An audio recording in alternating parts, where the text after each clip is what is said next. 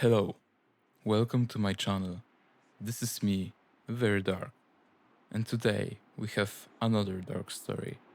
But first, tell me in the comments, if you had to escape a walled city, would you go over or dig underneath?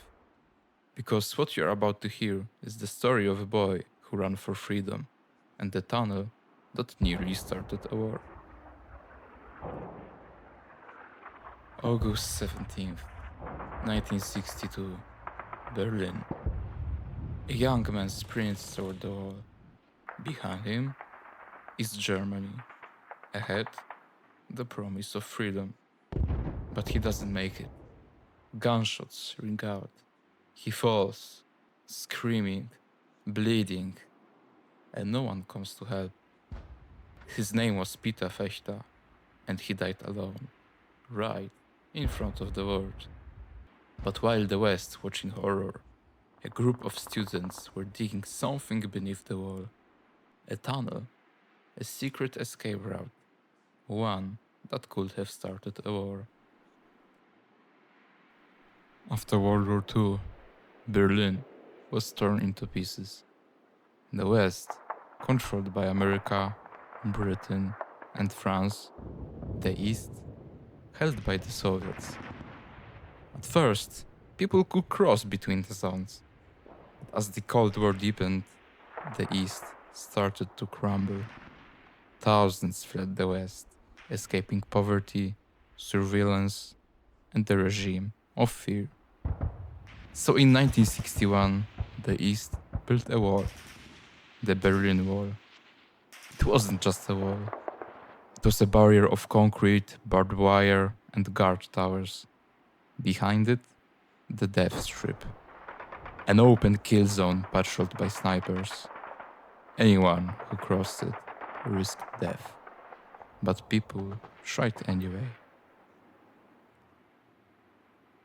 Peter Fechter was just 18, a bricklayer by trade.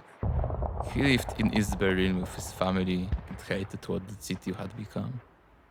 He dreamed of freedom, of cafes, books, and life beyond the wall.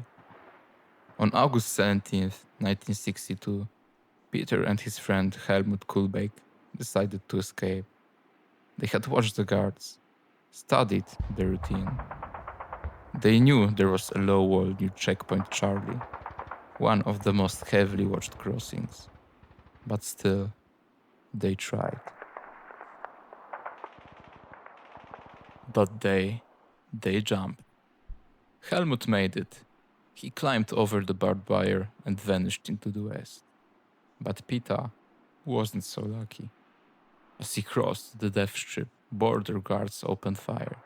Bullets tore into his back and pelvis. He fell, crying for help. And there, just meters from freedom, he lay in the sand for 50 minutes, screaming, bleeding, alone. Western soldiers stood on their side of the wall. They couldn't legally intervene. East German guards watched and did nothing. Journalists filmed it. Crowds shouted, but no one crossed the line. Peter Fechter bled to death in front of live cameras. His final moments sparked global outrage. The East blamed the West. The West blamed the East. But Berliners blamed the wall.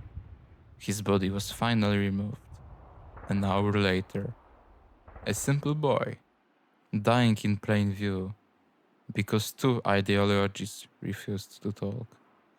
The next day, the wall was red stained with his blood, and someone spray painted on it, "Murderers."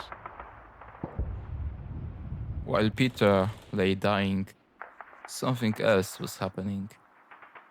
Underneath a factory in West Berlin, a group of students were digging. Tunnel 57. It was 145 meters long, hand-dug through sand and clay. They worked in secret, using shovels and buckets, risking arrest, risking death.